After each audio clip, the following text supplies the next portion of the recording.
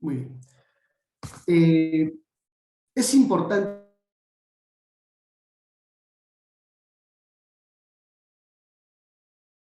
Doctor, su micrófono, por favor.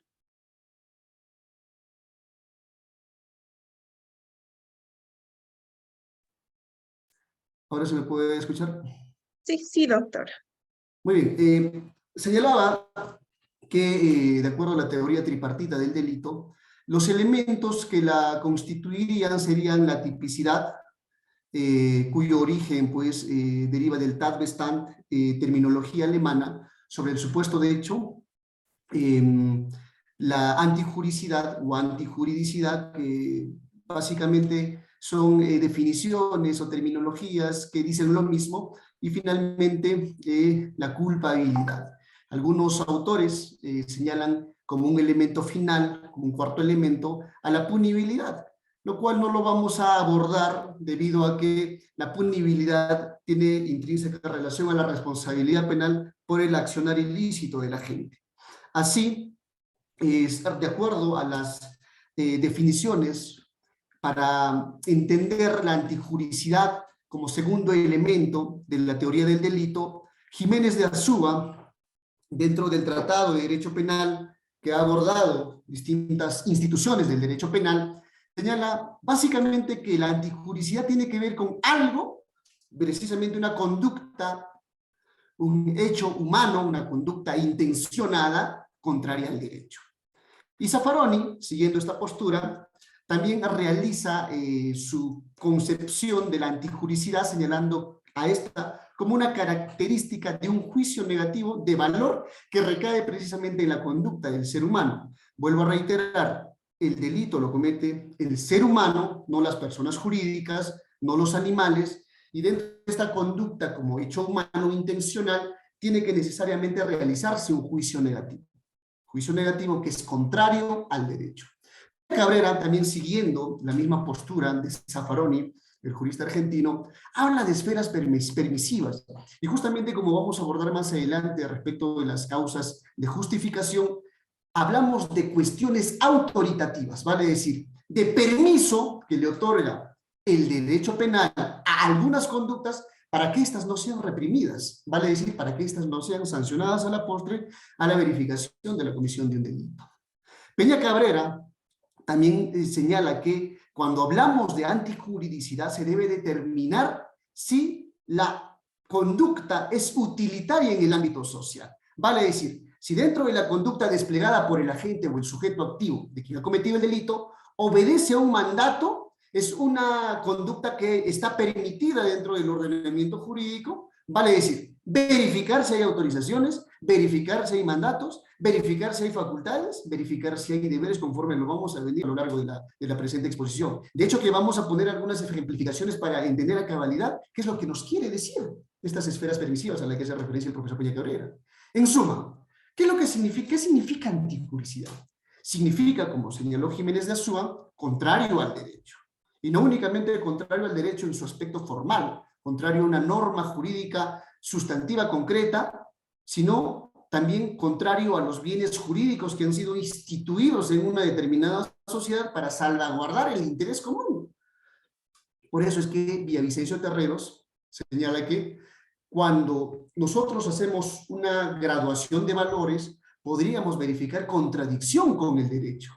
Y justamente la antijuridicidad va a permitir al agente jurídico, en este caso al operador del derecho, a verificar si una determinada conducta en el ámbito penal contradice o no el ordenamiento jurídico en su conjunto, no únicamente esa norma que supuestamente se habría violentado o contravenido, sino los bienes jurídicos que se pretende salvaguardar dentro de una determinada sociedad.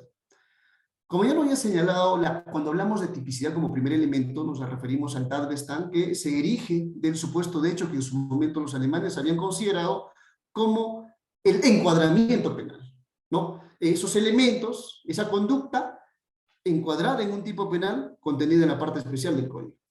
Pero cuando hablamos de la terminología de la anticuricidad, también nos debemos remitir a la Rechtswidrigkeit. Van a disculpar, queridos amigos, no sé pronunciar adecuadamente el idioma alemán, pero justamente la palabra antijuricidad, que también por nuestra cultura jurídica la estamos, ¿no? La estamos considerando, quiere decir contrario al derecho. Vale decir, la antijuricidad tiene su base también en la terminología alemana que en su momento se estableció por parte de los juristas, que más adelante vamos a ver. Cuando hablamos de antijurídico, como ya lo habíamos señalado, contrario al derecho, referente a la terminología, también se puede utilizar de forma indistinta, no únicamente en nuestra tradición jurídico-penal peruana, sino a nivel de algunos países en Latinoamérica, injusto, conforme vamos a verificarlo. El injusto penal, lo que es contrario al derecho, también es una terminología que puede ser aceptada dentro de algunos ordenamientos jurídicos de la región. Ahora, referente a los antecedentes de la antijuridicidad, Adolfo Merkel en 1867 ya sienta las bases de esas conductas que se contraponían, que estaban en reyerta, en contravención con el ordenamiento jurídico. Binding consolida dicha situación y precisa que, en efecto, lo antijurídico es lo opuesto a la norma. Y justamente von List, en su tratado de Derecho Penal, también hace referencia a una antijuricidad material, no únicamente en relación a la contravención de una norma en sí, que está establecida en el ordenamiento, sino básicamente en la afectación de los intereses comunes que siempre va a proteger la sociedad. Y justamente hablábamos de la antijuricidad material como ese interés que protege el ordenamiento jurídico en su conjunto. Es por eso que dice que la antijuricidad material evoca un concepto metajurídico. Y cuando hablamos de un concepto metajurídico, hacemos referencia a una defensa íntegra de los derechos, pero que va más allá de la mera protección de esa norma que se está afectando. Lo contrario, pues a la antijuricidad formal, que únicamente protege la norma o el dispositivo que se contiene en una norma del derecho positivo, vale decir una norma específica. Cuando hablamos de antijuridicidad, necesariamente estamos refiriéndonos a causas de justificación. Y dentro de las causas de justificación, son dos las que debemos conocer a cabalidad, ya que estas eximen o atenúan de responsabilidad penal de acuerdo a las condiciones o a las características del caso en particular. La primera causa de justificación está reconocida por la Constitución Política del Estado en el artículo 2, inciso 23. Dentro del capítulo 1, que es referida a los derechos fundamentales de la persona, derechos contenidos en el Ius Cogens, reconocidos por el derecho penal internacional y el derecho internacional de los derechos humanos. Toda persona tiene derecho a la legítima defensa. Y también tiene su reconocimiento dentro de esta base legal en el capítulo 3 del Código Penal, dentro de la parte general de este ordenamiento jurídico. ¿Y qué es lo que se señala en el artículo 20? Causas de inimputabilidad. Hace referencia básicamente, y acá hacemos un cuestionamiento, nuestro Código Penal hace referencia a la inimputabilidad, ¿no? Pero únicamente, esto es pues la nomenclatura, si se quiere, que le otorgan ¿no? las ediciones jurídicas para hacer referencia a una tipología, a un tipo penal, a una norma penal en concreto. Porque no estamos hablando necesariamente en el inciso 3, que es referente a la causa de justificación de la legítima defensa como una causa de inimputabilidad. No olvidemos que la inimputabilidad tiene que ver con la culpabilidad, que también es un elemento tercero dentro de la teoría tripartita del derecho que vamos a abordar más adelante. Cuando hablamos de legítima defensa, estamos hablando de antijuridicidad. En consecuencia, también verificamos acá pues, ¿no? un error por parte, en este caso, de los editores que pues, publicitan los códigos penales. El que obra en defensa de bienes jurídicos propios o de terceros, siempre que concurran las circunstancias siguientes. Siempre debemos hacer referencia a que el análisis minucioso de un caso por parte del abogado, del fiscal y en su caso del juez, al momento de determinar una situación de hecho en concreto para la ¿no? atribución de responsabilidades y en consecuencia la asunción de responsabilidades penales, es que el análisis es caso por caso. No todos los casos van a tener las mismas particularidades, ¿no? los mismos colores, la misma participación, la misma intensidad, ni el mismo contexto. La legítima defensa exige la concurrencia de tres elementos: agresión ilegítima, necesidad racional del medio empleado para impedirla o repelerla, y la falta de provocación suficiente de quien hace la defensa. Y esto, naturalmente, la vamos a entender de mejor forma con ejemplos. Y yo me voy a permitir en este momento, antes de continuar con el estudio de lo que ha señalado el derecho en su conjunto a través del estudio de juristas con la expresión de una doctrina especializada, con la expresión de los pronunciamientos de la Corte Suprema a través de casaciones o recursos de nulidad, y sobre todo a través de acuerdos plenarios que han constituido en su momento doctrina legal.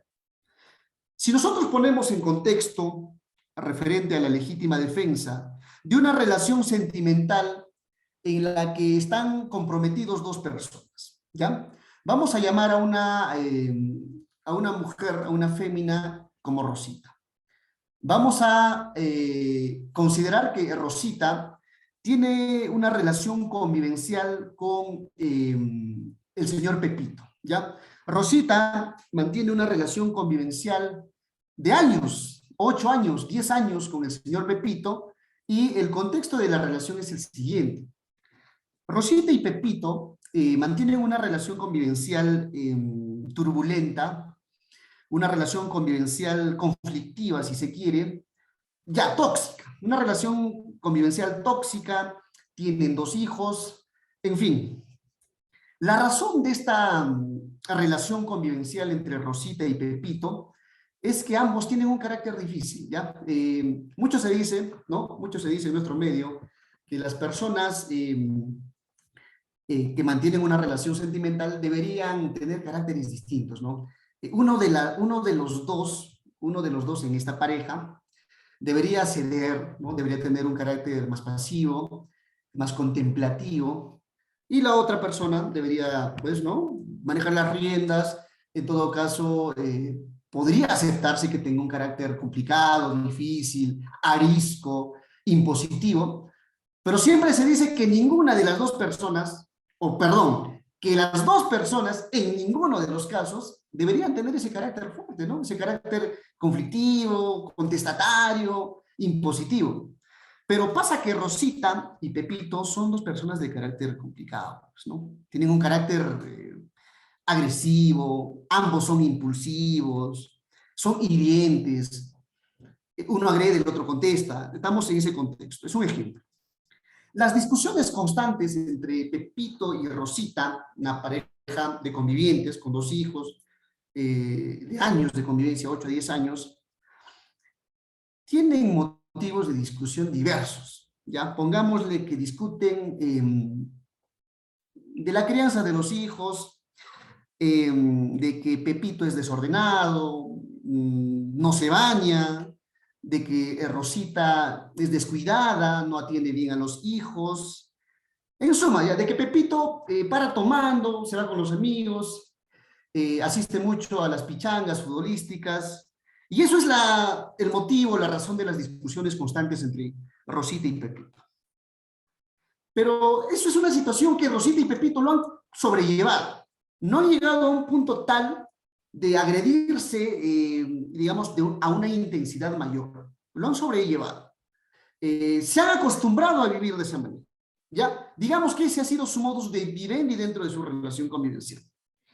Pero llega una fecha determinada en la que las discusiones se salen de control, y dentro de esas discusiones, digamos, rutinarias, domésticas, constantes que se realizaban entre ambos, ¿no? Palabras hirientes entre ambos, discusiones psicológicas continuas, llega el momento en el que Rosita le dice: oiga, Pepito, eres un poco hombre,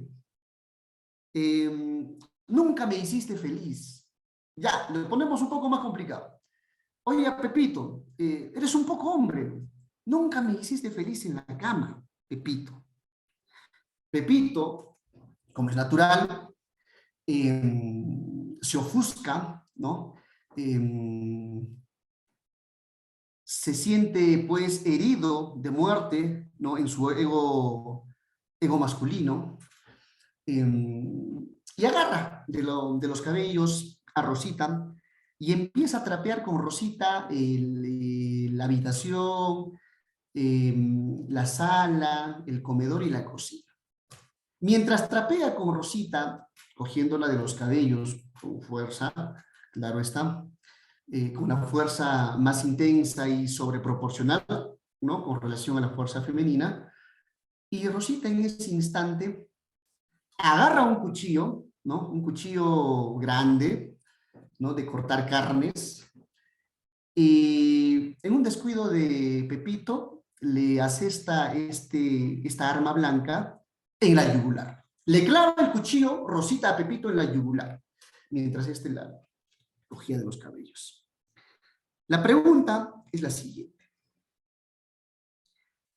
Conforme hemos podido verificar, y así lo establece la norma sustantiva, la legítima defensa tiene tres elementos, ¿no? La agresión ilegítima, la necesidad racional del medio empleado y la falta de provocación suficiente de quien hace la defensa. La Corte Suprema ya ha establecido en senda jurisprudencia de que la existencia o la concurrencia de estos tres elementos tiene que servir para que se dé una legítima defensa perfecta. Tenemos el recurso de nulidad 3786-2012. Tenemos el recurso de nulidad 1878-2007 Ancash y el recurso de nulidad 1740-2019 Lima Este. En estas tres, la Corte Suprema hace referencia a la concurrencia cabal de los tres presupuestos de la legítima defensa para la exención de responsabilidad penal. La pregunta es la siguiente. Cuando Rosita clava el cuchillo en la yugular de Pepito, previamente habiéndole manifestado que era un poco hombre que en ningún momento le había hecho feliz en la cama, ¿podríamos nosotros como abogados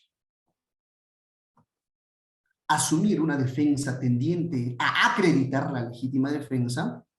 Claro, la carga de la prueba en todo caso es ¿no? de la fiscalía. La fiscalía tiene que probar los hechos constitutivos del delito y las circunstancias particulares del caso. Ahora, cuando nosotros como abogados defensores, porque la legítima defensa naturalmente la va a elaborar en la estrategia defensiva, en esa línea de argumentación, el abogado defensor, ¿no? Porque quien está, ¿no? afectando el bien jurídico, vida, si muere Pepito, o lesiones graves, si solamente resulta con lesiones graves, va a ser pues la defensa de quien ha realizado ese acto ilícito. En el caso concreto, la defensa del imputado. Sería ilógico, absurdo que la fiscalía, ¿no? Verifique, ¿no? Bueno, también se daría el caso, pero en menor proporción, ¿no? Es muy poco usual que la fiscalía plantee una legítima defensa. En ese caso, la pregunta para todos y abro debate.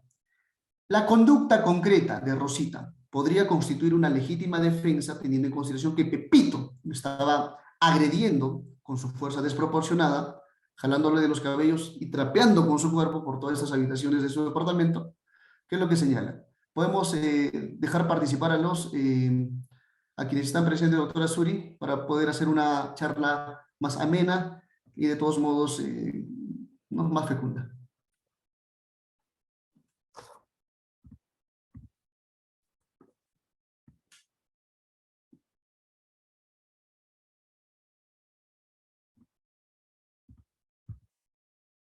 A ver, ¿alguien me responde a la pregunta que se ha dirigido a la audiencia?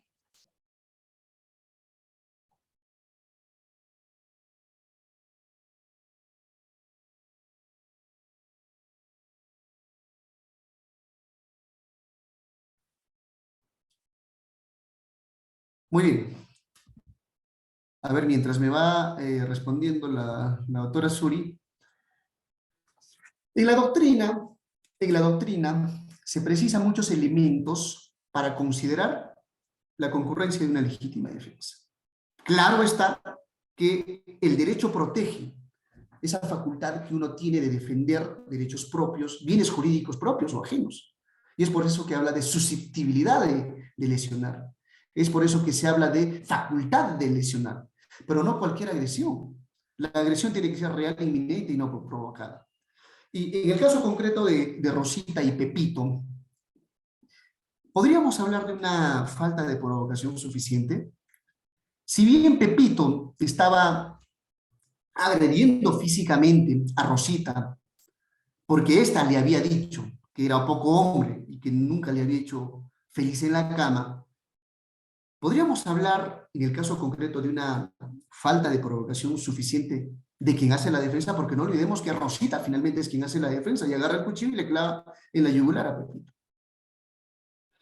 Podríamos asumir de que la falta de provocación suficiente de quien hace la defensa podría ser una provocación física o también podríamos considerar una provocación psicológica. Podríamos esperar previamente a que Rosita le clave el cuchillo en la yugular a Pepito, que ésta le haya agredido físicamente para solamente considerar provocación, el aspecto físico, la agresión física que pudo ejercer Rosita en el primer momento, o también podríamos considerar el insulto, ¿no? El gravamen, el perjuicio emocional que le ha ocasionado a Pepito cuando le dijo que era un poco hombre. La norma, la jurisprudencia ni la doctrina hacen distinción al respecto. ¿Por qué? Porque finalmente quien está desplegando un acto concreto, ¿no? Ha sido motivado por un agente externo, que no necesariamente tiene que ser un golpe, que no necesariamente tiene que ser un acto violento ejercido por quien va a realizar el acto de defensa, sino también por un acto, ¿no? Psicológico que puede ser impulsado a través de las palabras, o que puede ser desplegado a través de las palabras. En el caso concreto, si Rosita le dijo, eres un poco hombre, que no me sirves ni en la cama, pues naturalmente sí hubo una provocación de parte de Rosita. En consecuencia, no podríamos hablar de una legítima defensa perfecta, porque por lo menos faltaría este segundo elemento. La Corte Suprema, en específico la Sala Penal Permanente, el recurso de nulidad 3786-2012 en Lambayeque, hace el análisis bastante interesante de un caso en la que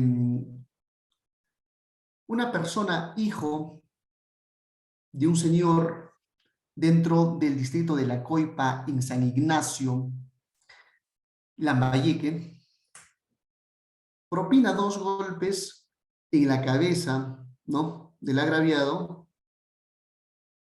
con un arma contundente, en el caso concreto fue con piedra. Defendiendo a su padre, porque este había sido atacado y lesionado por el agraviado con un arma blanca, con una espada. Cuando se efectúan las investigaciones, se determina que algunos testigos, miembros de una ronda campesina en Lambayeque, señalaron 2 aspectos importantes. Y es por eso que debemos tomar en cuenta cada característica singular de un caso determinado. La persona que había sido, si se quiere, atacada por el hijo del señor que había sido lesionado con la espada por parte del agraviado, lo hizo en virtud de una legítima defensa perfecta, porque también su propia vida estaba corriendo inminente riesgo. Cuando hablamos de inminente, hablamos de actual, de algo que está con una relación de inmediatez temporal. Pero lo que en este recurso de nulidad sale a relucir es el carácter violento. Es que la persona que ha sido agraviada en el delito de homicidio, un supuesto delito de homicidio, porque en este caso la Corte Suprema determina inocencia, absolución de responsabilidad penal por actuar en legítima defensa. Lo que considera la Sala Penal Permanente es el carácter violento del agraviado. Es la consideración de que esta persona dentro de esa comunidad era bastante conflictiva y que por lo mismo era dable de que la persona hubiera utilizado piedras y hubiera asestado ya en la cabeza para quitarle la vida, en virtud no únicamente de defender sus propios derechos, sino también las de su padre. Entonces, la legítima defensa sí es una realidad, que en algunos casos, de manera consecutiva, no se verifiquen dentro del seno de nuestro, digamos, de nuestros órganos jurisdiccionales, no quiere decir que no se aplique. Lo que debemos hacer, en todo caso, ¿no?, como abogados defensores, es verificar la concurrencia de estos 3 presupuestos. Pero no siempre la legítima defensa sirve para que se exima de responsabilidad penal, porque también tenemos que esta institución jurídica que se desprende, que se legitima como una causa de justificación, es una institución que solamente aplica en casos excepcionales. Vale decir, la defensa que tú podrías realizar para la defensa de tus derechos o la defensa de los derechos de terceros no es absoluto ni ilimitado. La Sala Penal Permanente en el recurso de nulidad 1878-2007, ANCAS, hace análisis de un caso bastante singular. Un efectivo policial está con su enamorada en su vehículo, manteniendo relaciones sexuales, y se acercan 2 personas de sexo masculino. Uno de ellos arroja una piedra en una de las ventanas del vehículo, la rompe, el efectivo policial se alarma, desenfunda su arma de fuego, ¿no? Y efectúa 3 disparos. A quemarropa, 3 disparos que lamentablemente quita la vida a una de estas 2 personas. No hace disparos disuasivos, no apunta a partes del cuerpo pasibles, ¿no?, de no atentar contra su vida, y se produce la consecuencia muerte del agredido. El efectivo policial aduce legítima defensa. Fulano y Mengano se acercaron, rompieron la luna de mi vehículo e intentaron robarme. Ante esa situación no tuve más opción que agarrar mi arma de ejercicio y hacer 3 disparos. La Corte Suprema ha señalado que en el caso concreto el efectivo policial actuó sin medir las consecuencias de su acto, que bastaba realizar otra conducta para evitar la consumación del supuesto delito de robo agravado. En consecuencia, condenaron al efectivo policial y rechazaron su postura argumentativa de legítima defensa. Pero lo que es más importante y también especial, si se quiere entender la legítima defensa, es de obligatoria lectura y análisis el recurso de nulidad 1740-2019 Lima Este, que es lo que señala la Sala Penal Permanente. Y este caso se asemeja un poco a lo que les he relatado sobre esta relación convivencial tóxica entre Rosita y Pepito, ¿no? Pasa que el agraviado discute con el hijo de la imputada por ver un determinado programa de televisión. Ante eso, el menor le dice: mamá, me está molestando tu pareja. El señor de sexo masculino estaba en estado de ebriedad y drogadicción, se había puesto a tomar toda la noche, siempre era agresivo, era un señor prepotente, malcriado, y siempre agredía psicológica y físicamente a la imputada. En ese trance, dentro de la discusión, el señor coge del cuello e intenta estrangular a la imputada.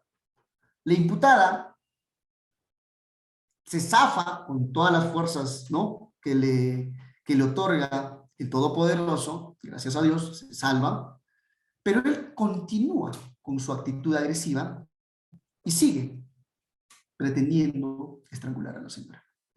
Aprovecha que encima de la mesa había un cuchillo, la señora agarra un poco de fuerza, coge el cuchillo y le clava el puñal en el pecho. Inmediatamente se desvanece el señor y la imputada llama al serenazgo comunicando que había tenido una discusión acalorada con su conviviente y que por favor le ayuden a conducirlo al establecimiento de salud más cercano. En primera instancia condenan a la imputada por el delito de tentativa de parricidio, por la relación que mantiene. En segunda instancia, la sala confirma la condena: 8 años de pena privativa de libertad y 2.500 soles de reparación civil. Qué importante es conocer esta institución de la legítima defensa. ¿Por qué? Porque al plantear el recurso de nulidad y explicar las circunstancias, ¿no? El efecto del contexto mismo donde se realizó, donde se realizaron, donde se desplegaron estos actos, ¿no? De lesión por ambas partes. ¿Por qué es importante las circunstancias de contexto? Uno, el señor era un drogadicto y era un alcohólico. El señor, conforme a su propia declaración, era una persona bastante conflictiva. Era una persona que constantemente agredía a la imputada, físicamente, verbalmente. Era una persona que previo,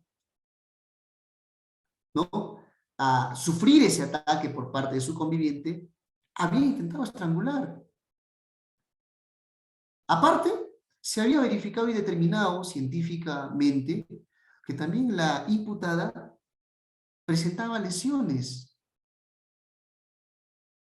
en su integridad corporal, conforme a un certificado médico legal.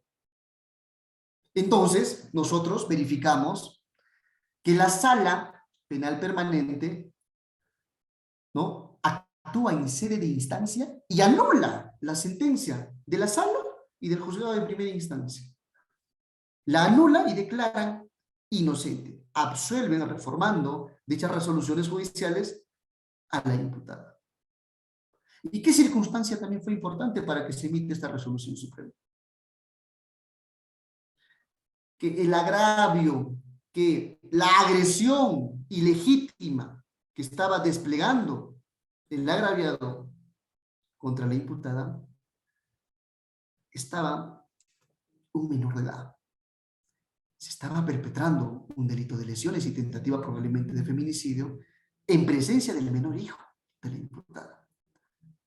Entonces, la legítima defensa, queridos amigos, no es una institución jurídica de utopía, no es una institución jurídica gaseosa, inexistente, es una institución jurídica que se aplica. Si es debidamente conocida como una causa de justificación y con la concurrencia de estos elementos y su aplicación excepcional, bien podría realizarse una defensa argumentativa tendiente a demostrar una causa de justificación de la legítima defensa. Agresión ilegítima, necesidad racional del medio empleado y falta de provocación suficiente. La agresión ilegítima es en el caso de Rosita y Pepito,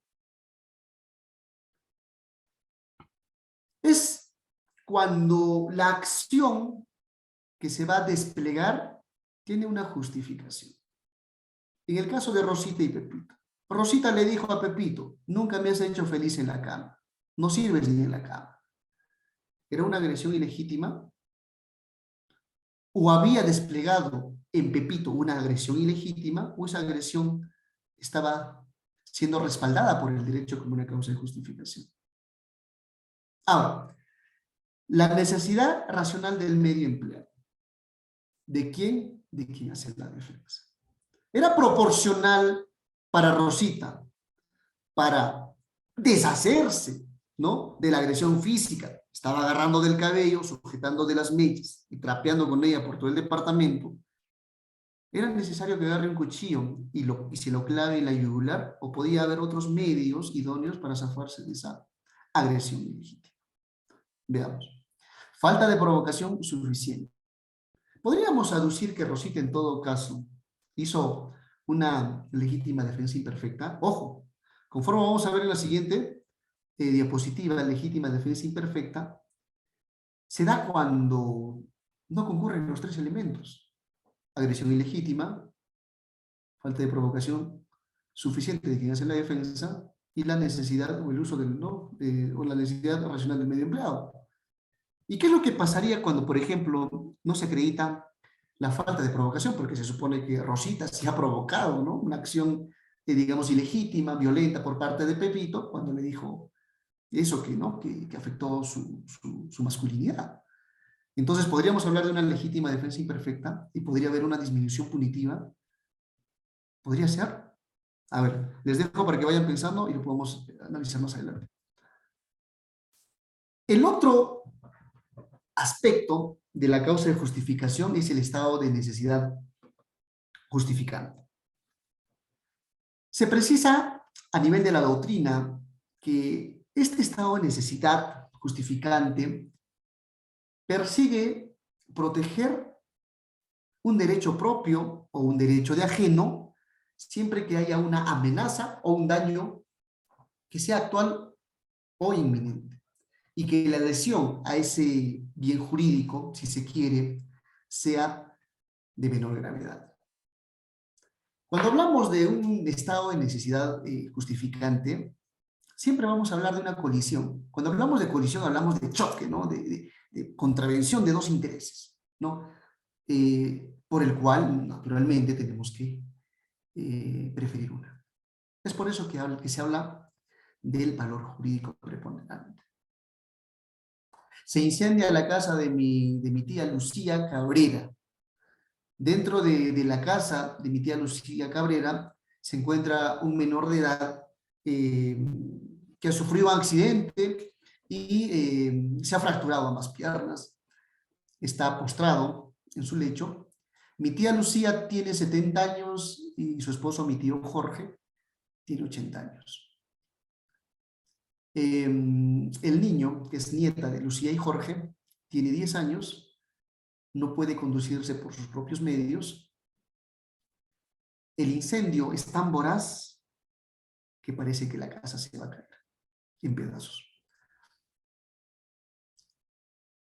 Lamentablemente, el vecino del costado de la casa está de viaje. La casa hace años nadie la abre. Viene una persona con un corazón muy bueno y también con las características físicas tendientes a salvar la vida a este menor de 10 años. ¿Qué es lo que hace? Agarra una comba, asesta varios golpes con la comba que se ha prestado del bombero que tampoco quiere entrar y rompe la puerta de madera de caoba fina del vecino de la señora Lucía y de mi tío Jorge. Pero no solamente rompe la puerta, sino que también tiene que pasar y trasponer distintas dificultades, puerta tras puerta tras puerta, que dicho sea de paso, están asegurados con una llave inglesa. Rompe 5 puertas, logra romper parte de la pared del vecino y salta a la casa que está siendo siniestrada por un incendio.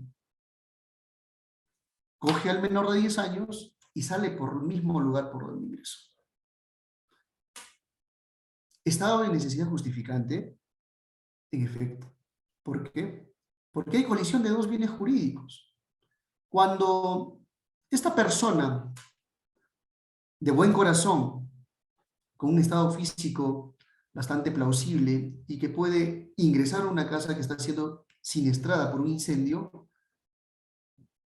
está afectando bienes jurídicos de menor intensidad, de un valor jurídico menor, como la puerta, ¿no? El bien jurídico patrimonio, estaría perpetrando un delito de daños al menoscabar el valor patrimonial de un bien, que en este caso serían puertas u otras, ventanas, puertas u otros elementos, claro.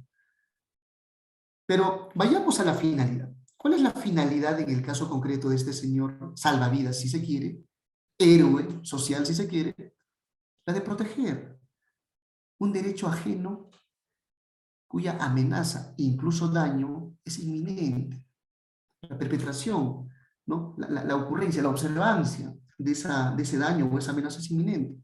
Y naturalmente podríamos hablar de un estado de necesidad justificante, sí, en consecuencia de una exención de responsabilidad penal, claro que sí.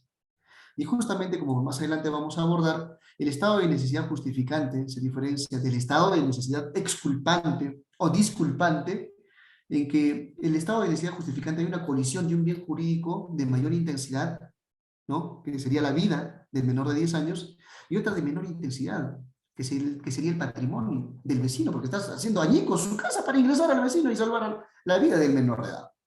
En cambio, en el estado de necesidad exculpante o disculpante, ¿qué es lo que se está verificando? Que ya va más al tema ¿no? de la imputabilidad. es la colisión de dos bienes jurídicos de la misma intensidad. Y siempre ¿no? Se ha hecho bastante común poner como ejemplo el canibalismo, ¿no? No canibalismo, sino bueno, el caso del náufrago, ¿no? De los náufragos, que pues por no existir mayor justificación a un acto lícito, para sobrevivir, uno tiene que sacrificarse para que el otro se salve, ¿no? Entonces, conforme vamos a ir estudiando el tema, vamos a verificar un montón de ejemplos, ¿no? Como había señalado, para salvar a una persona en un incendio, el agente fractura la puerta de la casa del vecino y accede a la de quien estaba en peligro. Para llevar a un enfermo grave al hospital, el agente rebasa el límite de velocidad y dentro de ese, digamos, tráfico que se ha instaurado en las calles de la ciudad, choca y daña también el patrimonio de otro sujeto, de un señor externo, de un extraño, y naturalmente estaría cometiendo el delito de daños. Otro ejemplo que por lo general se pone cuando hablamos de estado de necesidad justificante es el hurto famélico. El hurto famélico como un estado en el que la persona se encuentra prácticamente en una situación en la que no existe otra posibilidad de subsistencia sino la de poder hurtar, ¿no? Víveres, alimentos para salvaguardar no únicamente su integridad o su salud, sino la de sus congéneres. Y justamente quiero traer a colación lo que en su momento se señaló en la obra del gran Victor Hugo, de este fascinante escritor francés, en su obra Los Miserables, ¿no? Jean Valjean tiene 7 sobrinos y su hermana se encuentra en un estado deplorable en el aspecto económico y espiritual. Los 7 sobrinos andan en andrajos, no tienen que comer, su padre los abandonó. Y no únicamente están famélicos, sino enfermos. Y no le queda mayor idea, o mejor idea a Jean Valjean, en su momento, ir a una panadería, romper con el puño la vitrina donde se exhibían los panes y coge la hogaza de un pan.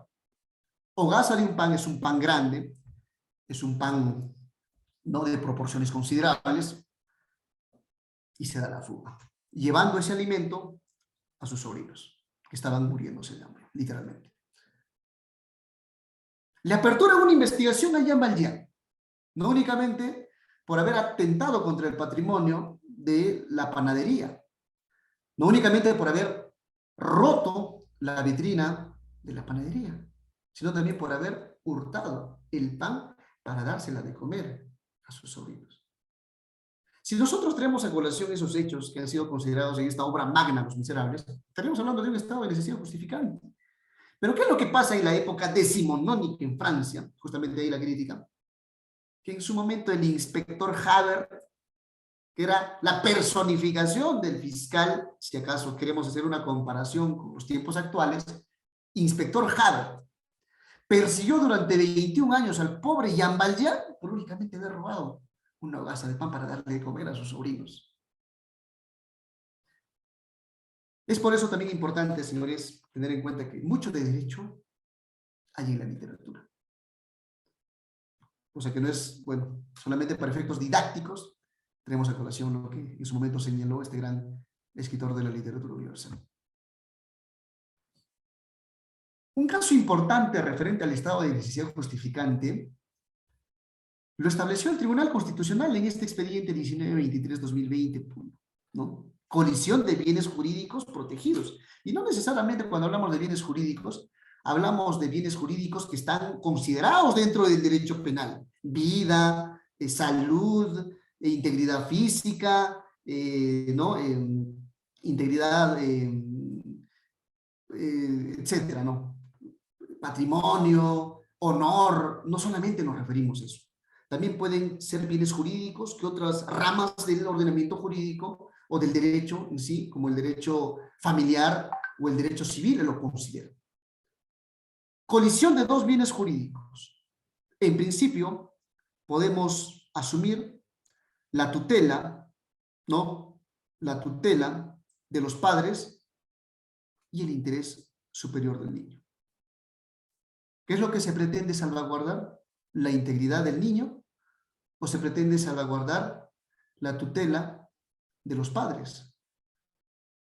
En el caso concreto, el niño se fue a vivir con las tías lo acogieron porque sus padres eran conflictivos, violentos, y lo violentaban de manera concurrente, secuencial, en muchas ocasiones al menor, pero el Tribunal Constitucional determinó que ante la colisión de estos dos bienes jurídicos, la tutela de los padres o el interés superior del niño es más preponderante, salvaguardar la integridad del menor. En consecuencia, no están cometiendo el delito de rehusamiento de entregar a quien ejerce la patria potestad del menor, cuando estamos verificando que dentro de la colisión de estos dos bienes jurídicos existe un estado de necesidad justificante, que es salvaguardar uno de estos bienes jurídicos.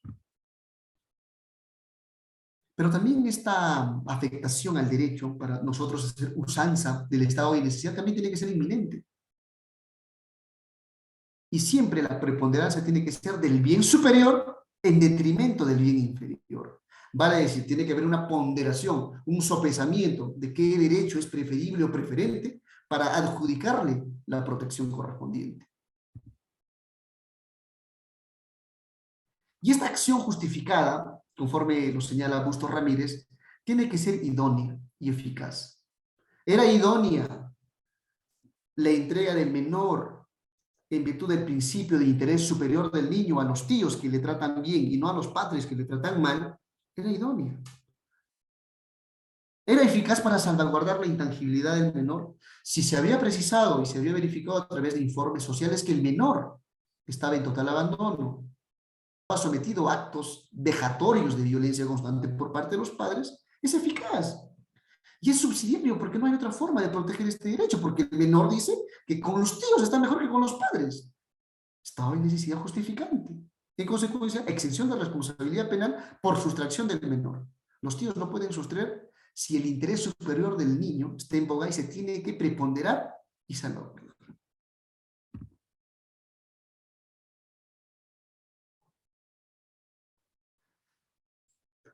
Referente a a ver si me permiten,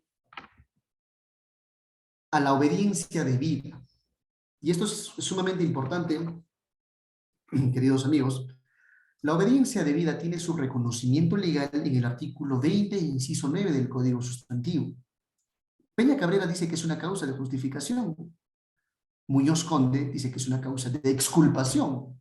Cuando hablamos de causa de justificación, entonces estaríamos hablando de un acto que no es antijurídico, vale decir que está permitido. Hablamos de permisión, como Zaffaroni decía, cuando hay autorizaciones, cuando la ley me lo autoriza, cuando la norma me lo autoriza, en suma, cuando el derecho me lo autoriza. Causas de exculpación, ¿sería delito? Sí. ¿Sería antijurídico? Sí. Pero hay una causa de exculpación. ¿Por qué? Porque estoy obedeciendo a mi superior jerárquico. ¿Pero qué es lo que dice Zúñiga Rodríguez? Sería una causa de inculpabilidad, vale decir, no tendría una comprensión concreta y en consecuencia no se le tendría que reprochar penalmente. ¿Ah? Son tres, ¿no?, posturas distintas. Veamos.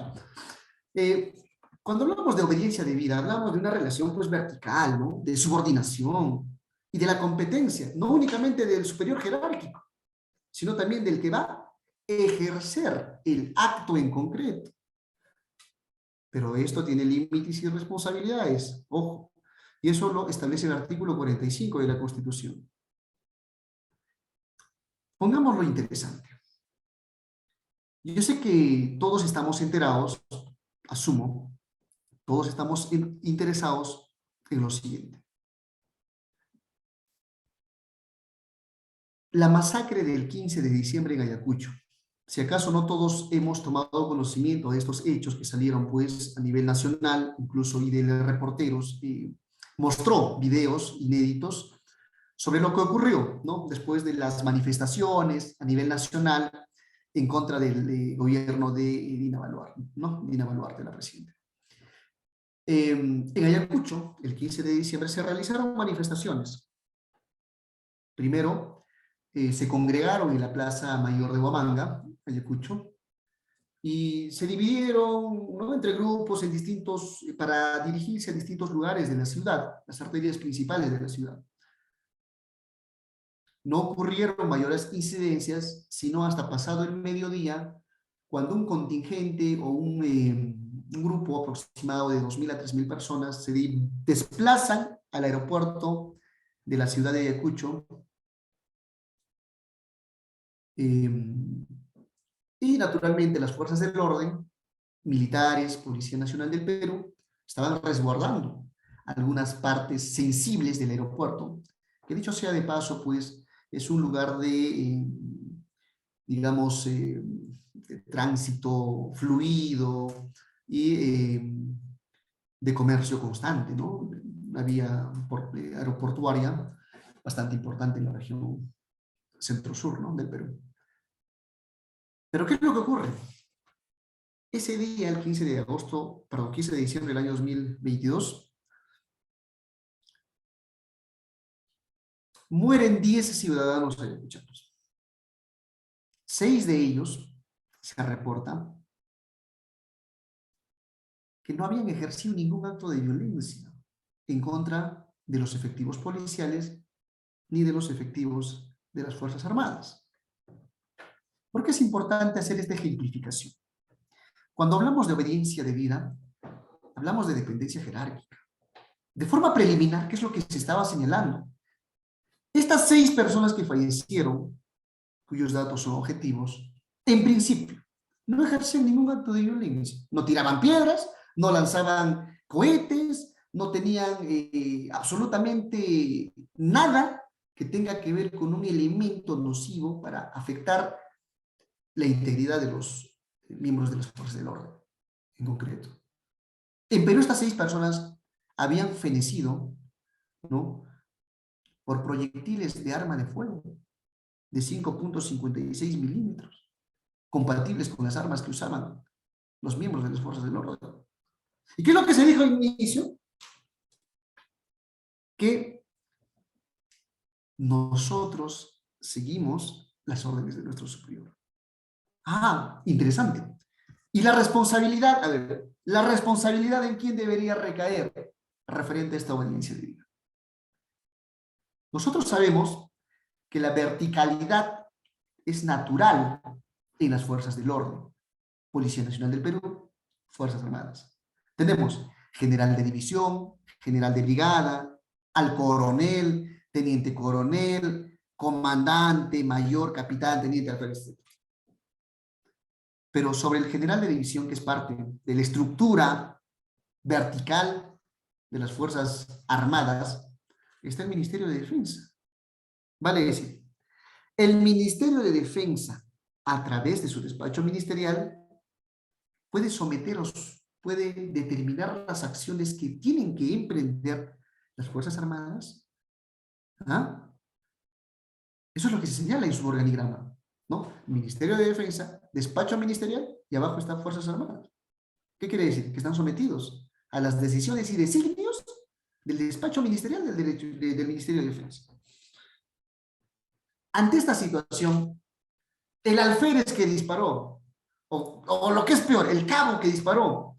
¿Por qué? Porque habían, según la información oficial, 63 militares divididos en 6 patrullas y 70 policías. Eso fue al inicio, cuando se realizaron estas acciones que culminaron con el fallecimiento de estas personas. ¿Quién es el responsable penalmente? Ya, el alférez, es un ejemplo, una suposición, dijo: nosotros estábamos al mando de fulanito de tal, que es mayor. Nosotros estábamos al mando de menganito de tal, que es teniente coronel. Nosotros estábamos al mando de tal, que es general de brigada. Allá, obediencia debida. Hay una dependencia jerárquica para la perpetración de este acto? Sí, dependencia jerárquica. Nuestro superior jerárquico nos ordenó prender fuego si acaso verificábamos actos de violencia. Ya.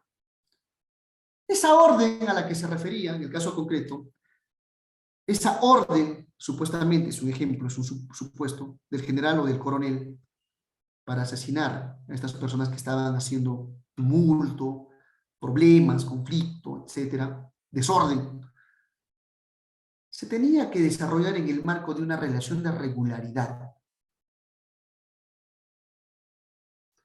Siempre el superior está determinando las acciones del inferior, correcto. Relaciones regulares entre el supervisor y el subordinado. Tercer punto. Competencia del subordinado para cumplir el acto ordenado. ¿Tenía la competencia el subordinado? Probablemente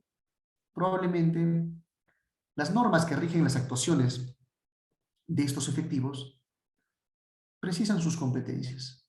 Tienen que disparar cuando se está atentando el orden público, cuando se está atentando el bienestar general o cuando su propia vida corre inminente riesgo. Sí, ¿hay competencia? Podría ser.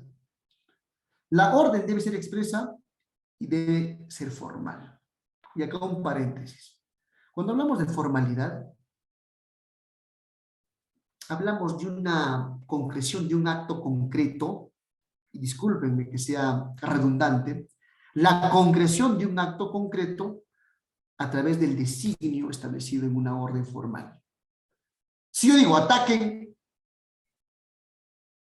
a un grupo de manifestantes que están causando tumulto y pretenden tomar el aeropuerto de Ayacucho, tiene que precisar de qué forma no va a ser el ataque. ¿A través de qué medios? ¿En qué circunstancias? No se pueden valer de una orden verbal, perdón. Formal sí, pero de una orden verbal no. Porque las formalidades le son inherentes en casos de obediencia debida. Es por eso que la Fiscalía aperturó una investigación por el delito de asesinato y delitos de lesa humanidad contra algunos miembros del ejército. No podríamos nosotros dejar de tomar en cuenta lo que se estableció en el artículo 45 de la Constitución. Todo acto se tiene que desplegar dentro de las limitaciones y responsabilidades. Por más que haya una orden de disparar a aquel que está haciendo bulla ¿no? en los exteriores del aeropuerto, tengo que verificar yo, como agente directo, de que estos no rebasen los derechos fundamentales de las personas. Las seis personas que habían fenecido no estaban haciendo absolutamente nada para atentar contra la vida de la generalidad dentro de la población, ni mucho menos de los militares que terminaron quitándole la vida a estas 6 personas. El accionar en cumplimiento de un deber también se precisa como causas de justificación, aunque el profesor Carollón hablaba más bien de ausencia de acción. Pero si es un deber, si estoy actuando en cumplimiento de un oficio, en ejercicio de mi derecho, no habría causas autoritativas, no habrían permisos, sino más bien habría ausencia de acción, porque la conducta en sí no es ilícita, y si no es ilícita, no es ni típica, no es ni antijurídica, ni culpable. En consecuencia estaríamos hablando de ausencia de acción. Me quedo con una causa de justificación. ¿Por qué? Porque siempre va a haber una norma, ¿no? Una norma, una disposición, una facultad para realizar un determinado acto.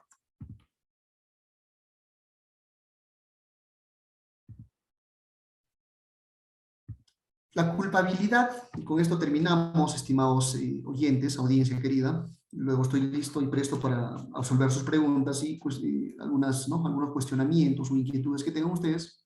La culpabilidad dentro de la teoría tripartita del derecho penal, dentro de la teoría tripartita del delito en sí, es el tercer elemento. Y no deja de ser importante.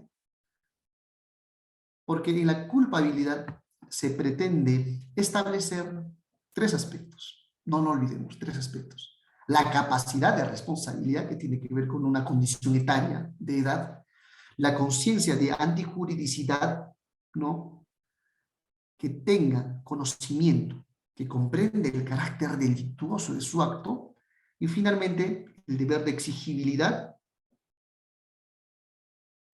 como un acto en el cual el agente tiene el deber de realizar una determinada conducta o de omitirlas. Cuando hablamos de una imputabilidad a través de una capacidad de culpabilidad, estamos refiriéndonos a un juicio de imputación individual. Cuando hablamos de un juicio de imputación individual, conforme Mancini también lo ha refrendado, hablamos de las condiciones físicas y psíquicas. Cuando hablamos de las condiciones físicas, etarias, falta de madurez o de estados mentales, primero habría que referirnos a causas de inimputabilidad. La minoría de edad. En nuestro país, para que alguien sea imputable penalmente y capaz de responder por las consecuencias jurídicas del ilícito que ha perpetrado, tenemos que considerar que haya cumplido 18 años de edad. De 18 a 21, es importante señalarlo, hay una responsabilidad restringida, ¿no? Disminución punitiva, por haber desplegado ese acto ilícito. Pero ese es otro asunto. Peña Cabrera dice que la minoría de edad se desarrolla desde un ámbito de un análisis criminológico y sociológico. Y Ruiz Hernández señala que el legislador estableció que la persona que ha cumplido 18 años en adelante responda porque pretendemos a las personas que tienen una edad, digamos, menor, 17, 16, 15 años, pretendemos dar preponderancia a una justicia juvenil restaurativa. ¿Qué es esto? Que si bien una persona de 17 o 16 años pueda comprender el ilícito, el carácter delictivo de su acto, es preferible no imponerle una sanción desproporcionada, alta, una cárcel efectiva de varios años, sino a través de una justicia juvenil restaurativa, ¿no? De un internamiento del menor a fin de que pueda entender, ¿no?, los efectos nocivos de su acto y se pueda resocializar de manera más célere o con prontitud. Vale decir, la minoría de edad es solamente un dato cronológico. Esto no tiene mucho que ver con la capacidad de comprensión del acto delictivo. El miedo insuperable tiene que ver mucho con lo que se denomina estado psíquico de sometimiento de una persona con una afectación neurológica, psicológica, que no le permita encaminarse en un determinado sentido. Consecuencia, eximente de responsabilidad penal. Liberación de responsabilidad penal. No imposición de una pena.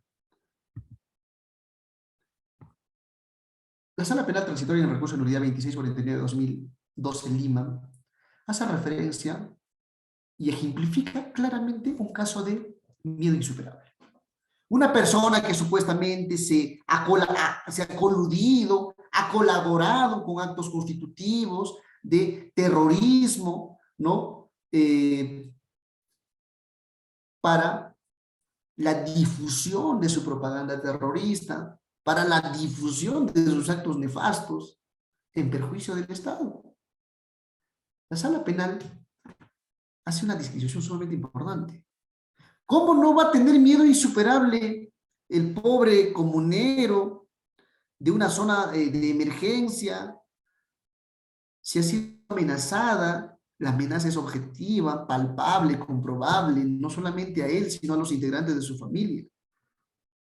Que si no colaboraba con las huestes del terrorismo en la zona de emergencia, acantonadas, ¿no?, por la selva central, pues ¿cómo no podría actuar él de esa manera? Si su vida corría inminente riesgo, no solamente de él y también de sus hijos. En realidad, de su familia entera. Entonces, el miedo insuperable tiene que ser causado por estímulos externos. Él no puede generar su propio miedo. Está infundiendo miedo. Es el agente terrorista que lo está amenazando con matarlo a él y a sus familiares, si acaso, no realiza una propaganda determinada en beneficio de los designios de esta organización criminal, de esta organización terrorista. En consecuencia, si se verifica que el mal podría ser igual o mayor, porque también son elementos del medio insuperable que deben de concurrir copulativamente, y de que debe ser insuperable, no hay forma de que pues, pueda ser contrarrestado, estaríamos frente a esta figura legal. La anomalía psíquica. La anomalía psíquica, señores, tiene mucho que ver con el aspecto interno, no solamente emocional, y es por eso que muchos señalan que estas tienen que ser comprobables científicamente a través de documentos periciales. La psiquiatría entra a tallar en la anomalía psíquica.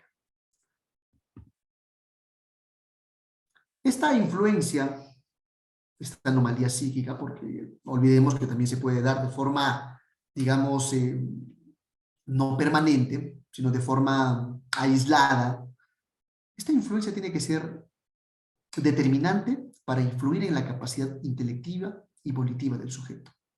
Cuando hablamos de intelectiva, hablamos de conocimiento. Puedo comprender el carácter delictivo de un acto cuando estoy esquizofrénico, cuando sufro de alucinaciones mentales. Cuando hablamos de volitivo, hablamos de intención, de voluntad.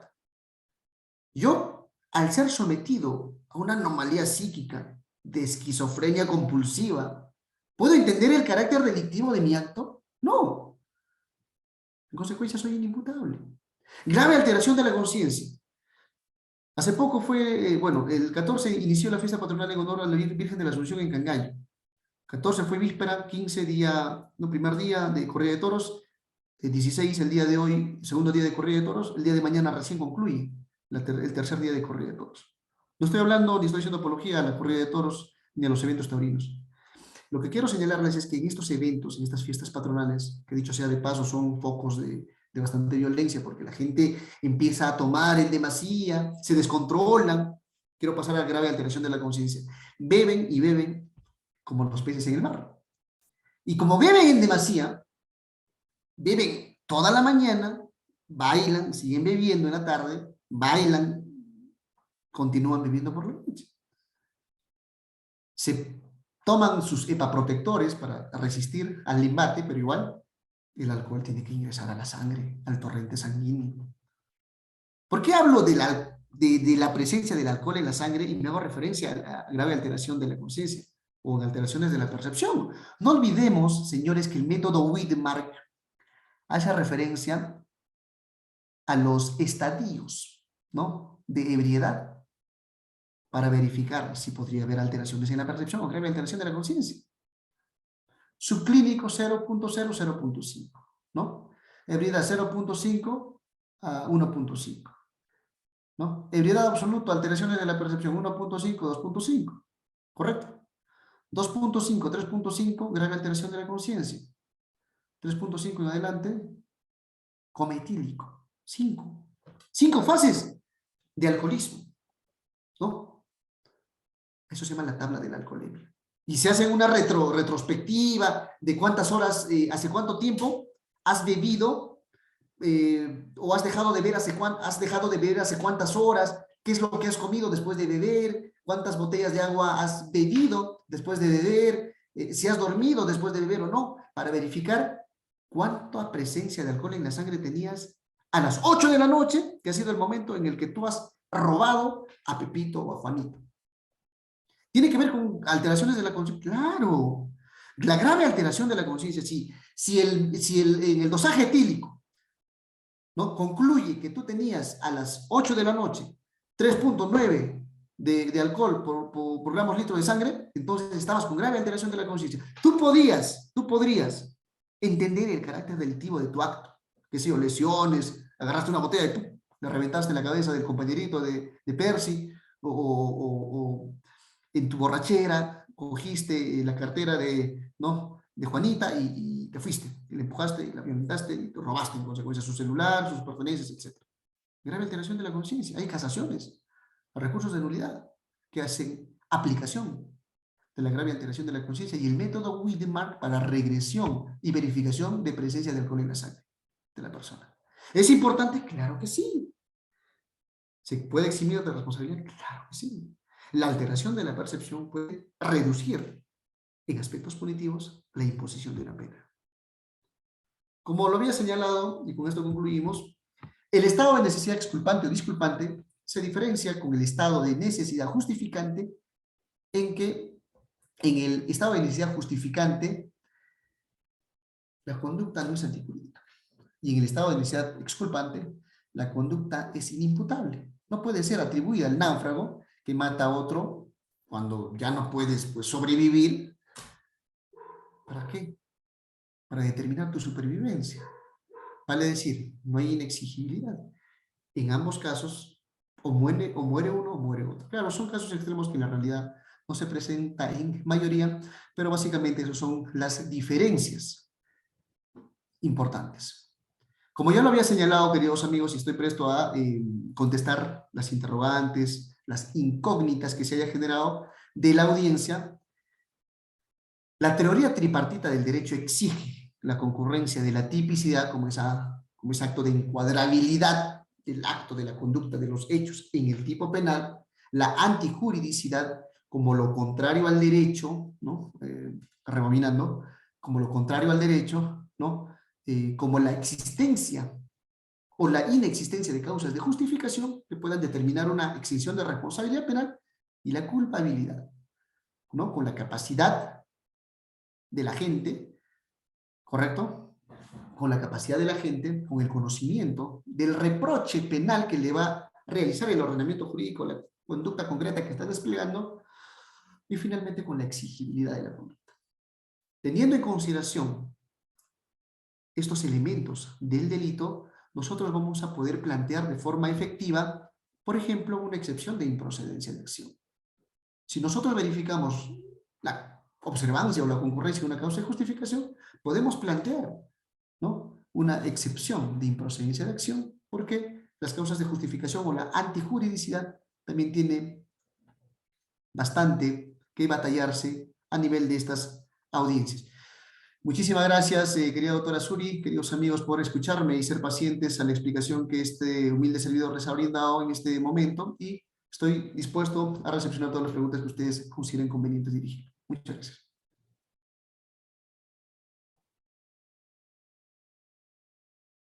Bien, doctor Cristian, agradecerle por la excelente disertación que ha realizado el día de hoy en referencia a la teoría del delito, ¿no?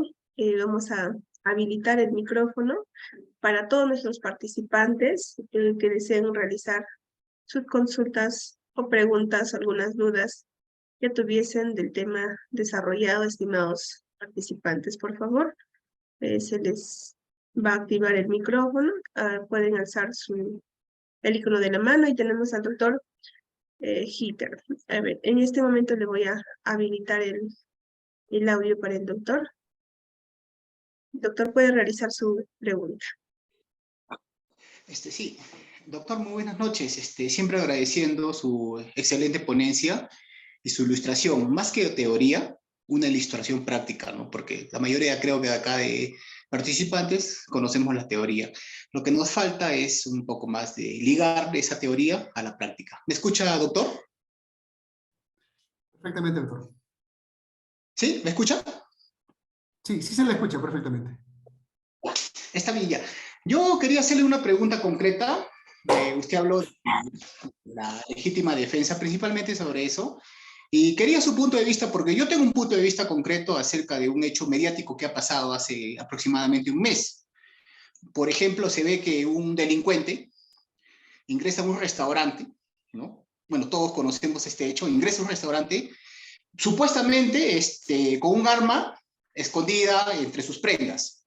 Las cámaras se enfocan, pero no se ve el arma, ¿no? Nadie ve el arma, simplemente se supone que tenía un arma, amenaza a la esposa del dueño y amenaza a la hija, queriendo asaltar, ¿no? Supuestamente tenía un arma. Sale el dueño de la tienda y de frente le dispara. he escuchado a varios penalistas que dicen, sí, esa fue legítima defensa porque estaba poniendo en riesgo la vida de la señora, estaba poniendo en riesgo la vida del niño, y bueno, pues, pero nadie ve el arma, ¿no? ¿Qué riesgo puede generar una persona que no tiene? Uno puede suponer que tiene un arma, como se puede suponer que no tiene un arma, ¿no? Cuando se le entrega un arma a una persona, hay protocolos. Les enseñan incluso primero reducir al ladrón, ¿no? O si ve que se está poniendo evidentemente en riesgo la vida, hace un disparo disuasivo, o si no le dispara, siempre y cuando la persona que está asaltando va a sacar su arma y le va a disparar, porque el señor se ve en las cámaras que sale con el arma en la mano, ¿no? Desde mi punto de vista, doctor, profesor, eso no es legítima defensa, ¿no? En todo caso sería una legítima defensa imperfecta, porque él cree que supuestamente tiene un arma, ¿no?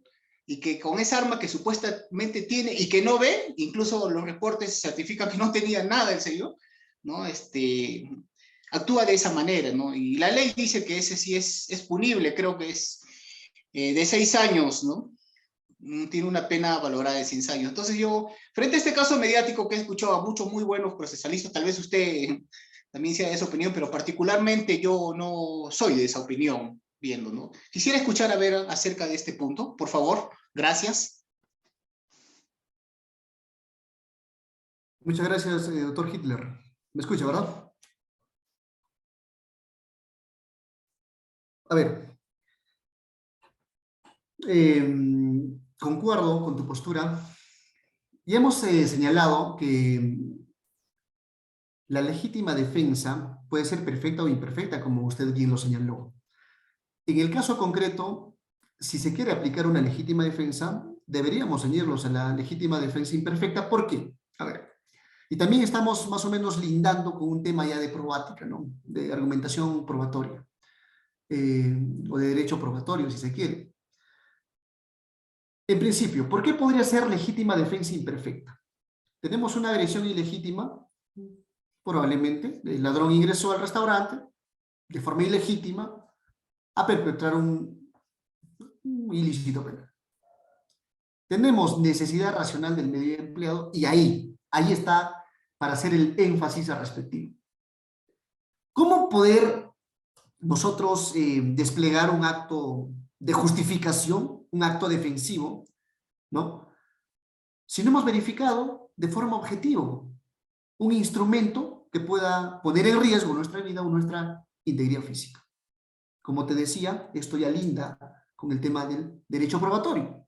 Y esto se tiene que verificar dentro del acervo probatorio, de las documentales, de las testimoniales, etcétera, que se pueda aportar al proceso penal y determinar si la existencia o no de un arma, y no solamente la existencia de un arma, sino la verificación de la utilización concreta de ese arma de fuego por parte del delincuente.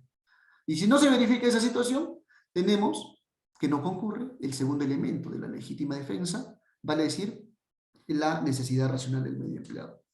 Y finalmente, referente, ¿no?, a la falta de provocación suficiente, no habría que hacer mayor disquisición, y si quisiéramos aplicar dicha teoría, dicho instituto jurídico de la legítima defensa, podría ser a lo sumo, pues, una legítima defensa imperfecta para la disminución punitiva, si acaso se encontrara responsabilidad penal en el agente. Eso básicamente respecto a ese punto. Ahora, si nosotros, por ejemplo, verificamos que el delincuente en ningún momento, es por eso que tenemos que también mucho hacer un análisis dentro del aspecto probatorio, que en ningún momento haya contado con ese arma de fuego, ni siquiera podríamos hablar, o estaríamos en la posibilidad de hablar de una legítima defensa imperfecta. ¿Por qué? Porque no corría el riesgo, de ninguna forma, la vida ni la integridad, ¿no?, física de, en este caso, de la gente. Eso, estimado doctor Hitler, concuerdo con su postura, disiento mucho de que, ¿no?, de que se precise una legítima defensa perfecta, porque incluso como se señaló, ¿no?, como se señaló en la casación que también hicimos, ¿no?, el análisis respectivo en la presente exposición, en la que el policía que es atacado por 2 personas de sexo masculino rompe con una piedra una de las ventanas de su vehículo, ¿no?, y el policía dispara a quemarropa a 3 tiros, señalando él supuestamente que le habrían intentado robar y intentado violar a su pareja con la que sostenía, dicho sea de paso, relaciones sexuales en su vehículo en horario de trabajo. Entonces, como le había señalado, la disquisición o el análisis de cada caso concreto va a ser de acuerdo a las particularidades y singularidades que esta ofrezca. Muchas gracias.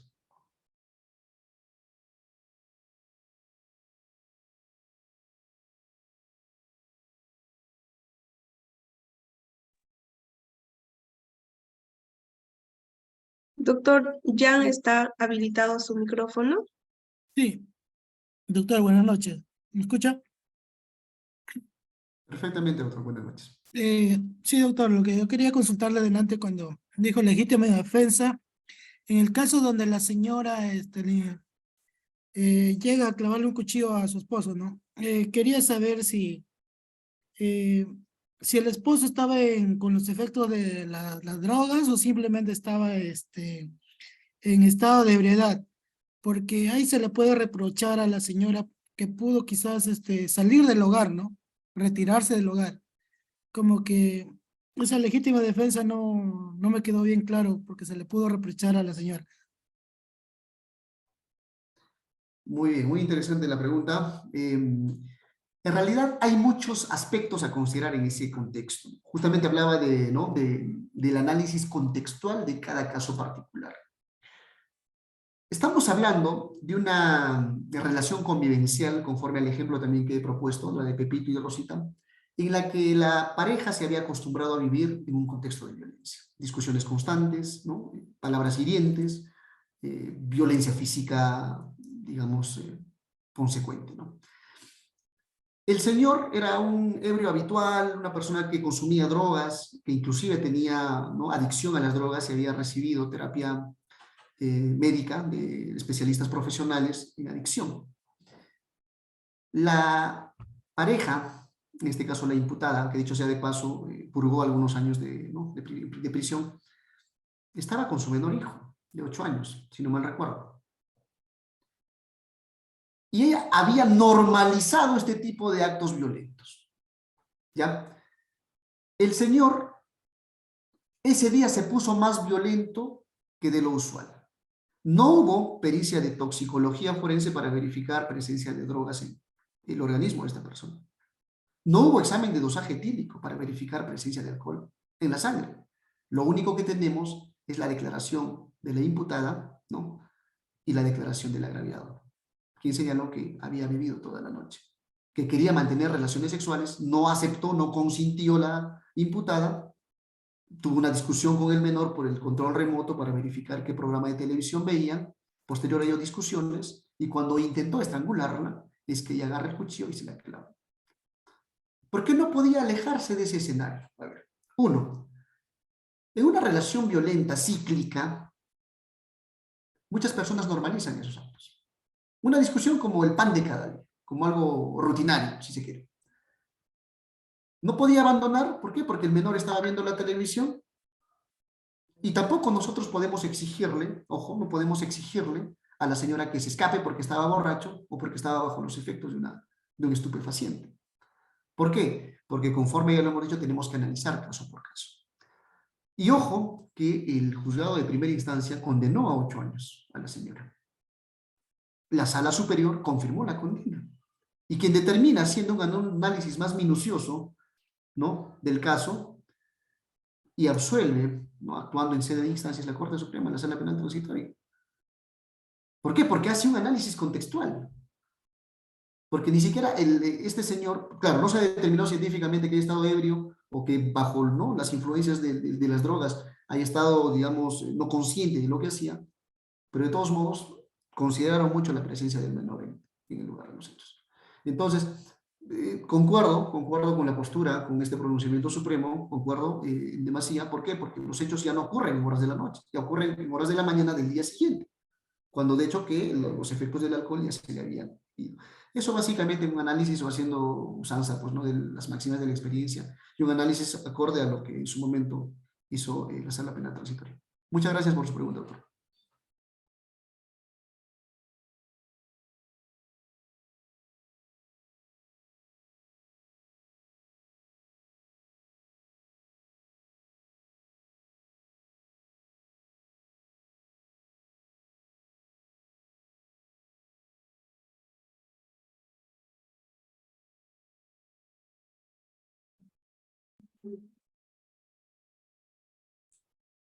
Doctor, buenas noches. ¿Me escucha? Ah, Sí le escucho, doctor. ya. Buenas noches. Doctor, buenas noches. Aquí hemos tenido un caso, ¿no? Un delincuente se acerca a robar a un vehículo, ¿ya?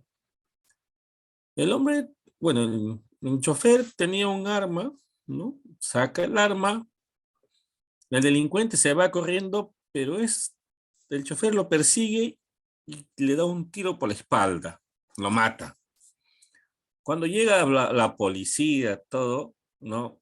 Para recoger, ¿no? El cadáver ya, porque falleció, se dan cuenta que el arma es de plástico, ¿no?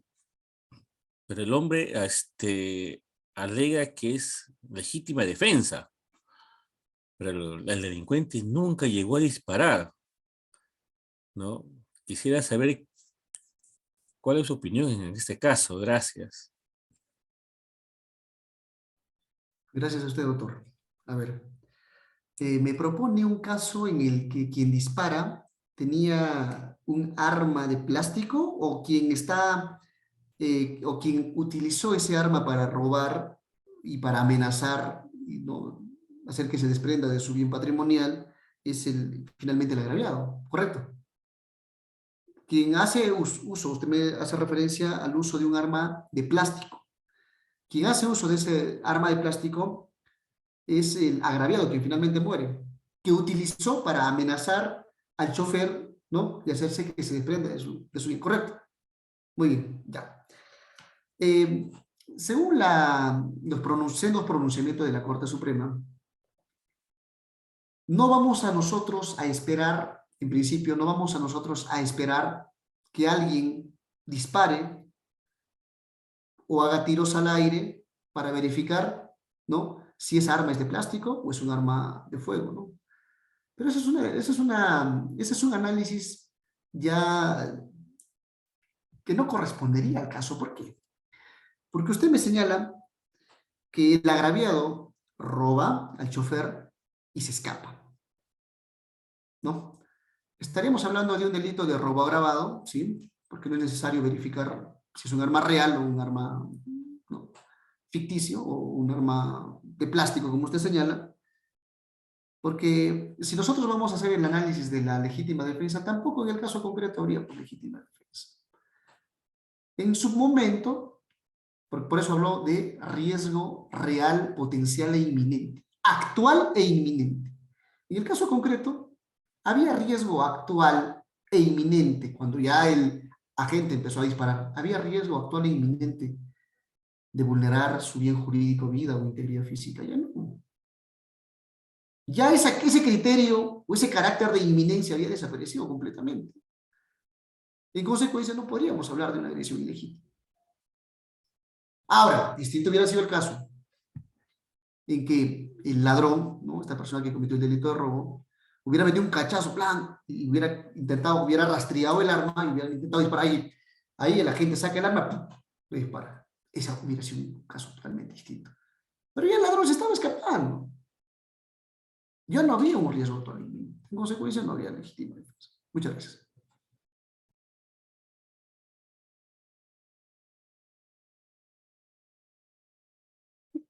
Bien, doctor Cristian, dado que ya no hay más preguntas, de parte de nuestros participantes, reiterarles mi agradecimiento por la excelente ponencia.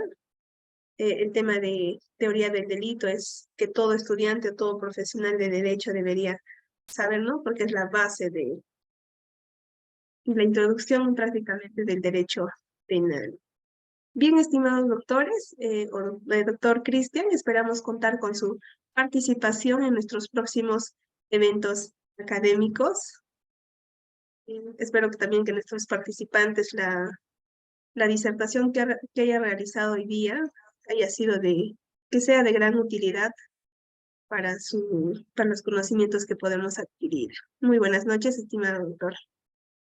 Muchísimas gracias nuevamente, doctora Suri Garay, y con todos los presentes. Siempre presto y dispuesto a poder hacer debates académicos referente a temas tan importantes, ¿no? La legítima defensa, como ustedes han podido advertir a través de su ejercicio profesional, es un instituto jurídico que muchas veces muchos abogados no planteamos, pero no es de manera constante de recibo, ¿no? De parte de algunos operadores del derecho, ¿no? Fiscales, jueces. De todos modos, tenemos que seguir bregando, ¿no? Por hacer de nuestro ejercicio profesional y que ésta pues alcance el sentido de justicia que tanto anhelamos todos nosotros. Muchísimas gracias con todos ustedes y hasta una próxima oportunidad. Muy buenas noches, doctor.